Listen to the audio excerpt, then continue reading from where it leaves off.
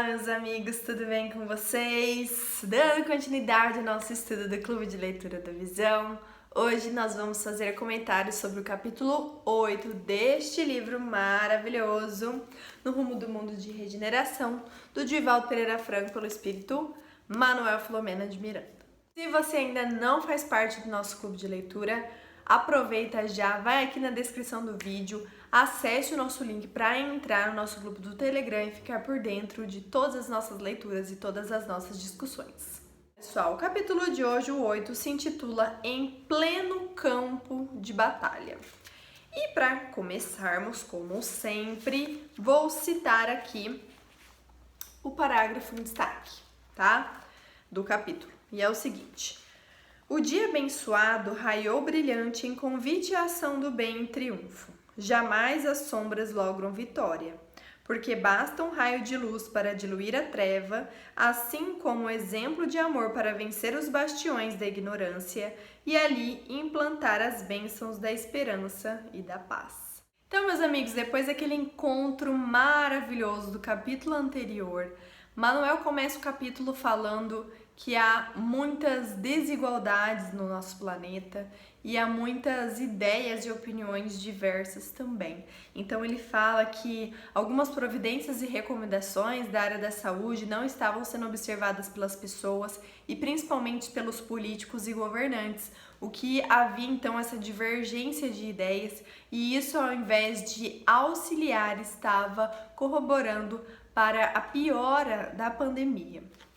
Inclusive ele cita, né, que apesar das pessoas estarem preocupadas com a economia, que também nós devemos nos preocupar, o que a gente deveria focar mais era na saúde, era na prevenção das pessoas. Óbvio que ele até cita, a gente não tem como fechar os olhos para isso, né? Muitas empresas foram fechadas, muitas pessoas ficaram desempregadas e isso também era muito triste, porque além do vírus, a pobreza, a miséria e a fome sempre existiram e agora está pior. E aí eles se acercam de mais uma comunidade, de mais um hospital, onde eles vão ali rever mais algumas vezes entidades encarnadas e desencarnadas que estão ali em sofrimento, estão fazendo outros seres sofrerem também. Tá bom? O que eu gostaria de citar aqui é que ele fala rapidamente sobre o setor da educação. Ele fala que o setor aqui educacional infantil desse hospital, pelo que parece ter, era o setor mais iluminado, onde havia mais proteção e onde ostentava mais essas vibrações de paz e de amor. E aí ele fala que a educação é a alma da vida para todas as criaturas, é o instrumento mais valioso da existência humana. E eu achei isso lindo porque eu realmente acredito nisso, gente. A educação, ela é essencial para o nosso ser espiritual e para nós como pessoas também. E aí eles chegam no hospital e prestam atenção numa seguinte personagem. Eles falam que é uma jovem, né, uma mulher afrodescendente que aparenta ser muito pobre, né, que vive na miséria, que está passando fome e ao mesmo tempo está muito doente. Ela vem com todos os sintomas principais do Covid, de tosse seca, né, de febre alta, dentre outros sintomas. E além disso, está muito chorosa e triste. E eles passam a observar e ver que junto dela, ela também está com uma companhia espiritual que está ali sugando suas energias. Então, como feito nos outros capítulos, o nosso irmão Cláudio vai lá, aplica passes e vibrações nessa entidade. Depois, logo em seguida, o Spinelli já dá uma cercada nele para conversar e esclarecer essa entidade, enquanto a gente deixa em alguns momentos, então, aquela nossa irmã sem aquelas vibrações deletérias. Então, ela faz o exame, ela recebe alguns medicamentos e é liberada para retornar lá daqui uns 15 dias. Só que ela começa a chorar e ela fala que ela não tem recursos, que ela está com fome, que ela queria ser internada no hospital para que ela pudesse descansar, para ela que ela pudesse deitar, que ela pudesse se alimentar. E aí nesse momento eles até auxiliam as vibrações de uma enfermeira que está ali atendendo ela, e ela se comove e realmente dá um pedaço de pão, uma xícara de café para ela, mas infelizmente ou felizmente não precisaria interná-la. Que a entidade que estava com ela, eles continuam ali conversando e ele fala que ele quer se vingar dela, que ele que acometeu toda essa doença que se iniciou com uma asma crônica e uma bronquite crônica, e ele estava ali para que ela desencarnasse dali a alguns dias e ele pudesse então se reencontrar com ela. Então, Spinelli continua conversando com ele e faz com que ele adormecesse através das vibrações espirituais. E aí, nesse momento, Manuel Flomeno faz a seguinte observação. Ele observa que a maioria dos pacientes que estão chegando no hospital vem acompanhado de entidades deletérias, de inimigos, de obsessores ou de amigos espirituais que possuem as mesmas tendências, os mesmos gostos, né? Porque nós sabemos que nós atraímos espíritos afins a nós, que possuem os mesmos gostos que nós, que gostam de fazer as mesmas coisas na nossa rotina, né? Que podem ser coisas boas ou ruins. E aí ele diz: logo eu entendi que na realidade era resultado da convivência habitual e da falta de disciplina mental do reencarnado que se comprazia com esse tipo de companhia.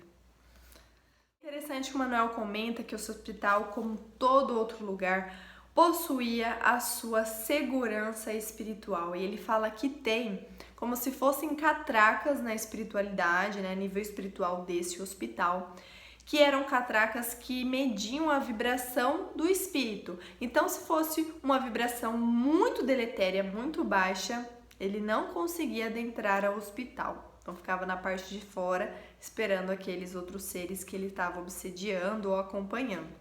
E aí tem os seguranças a nível espiritual da área da saúde que acabam por expulsar esses espíritos mais baixos. Outro ponto interessante é que ele fala da importância da prece rapidamente, mas é lindo. Ele fala que eles conseguem ver raios luminosos que saem da terra em direção ao infinito quando as pessoas abnegadas fazem prece, quando as famílias unidas na fé, na esperança fazem preces, familiares e outros profissionais da saúde. Então, gente, vejam a importância da prece sempre, principalmente nesse momento que estamos vivendo. Nesse momento, eles vão para o jardim do hospital e encontram nada mais, nada menos do que nosso querido irmão Eurípides Barçanufo, que, como Manuel narra, era para ele estar em outras regiões do país auxiliando, mas ele passou aí diuturnamente naquele hospital para conversar com eles rapidamente. E aí ele comenta rapidamente que ele tem visto que a humanidade, as pessoas, né, em algumas regiões, em alguns grupos,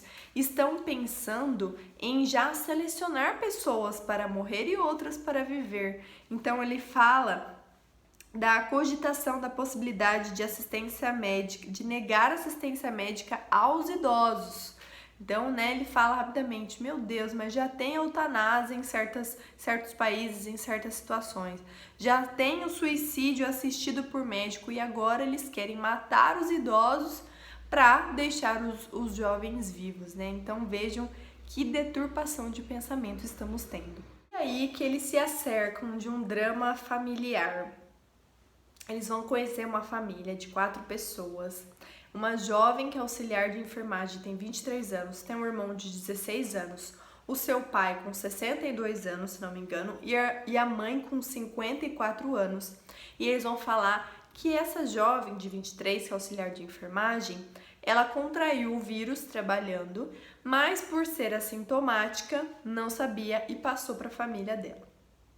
O seu pai, que era cardíaco, já tinha pressão alta, acabou por desencarnar por asfixia, não conseguiu ter acesso ao respirador e desencarnou. Sua mãe ficou alguns dias internada, depois já teve alta e já foi voltando aos poucos à normalidade da vida, tanto quanto possível. E seu irmão menor, com 16 anos, depois do desencarne do pai, passou a ficar ruim também. Foi internado, também precisou ser entubado porque não estava conseguindo respirar.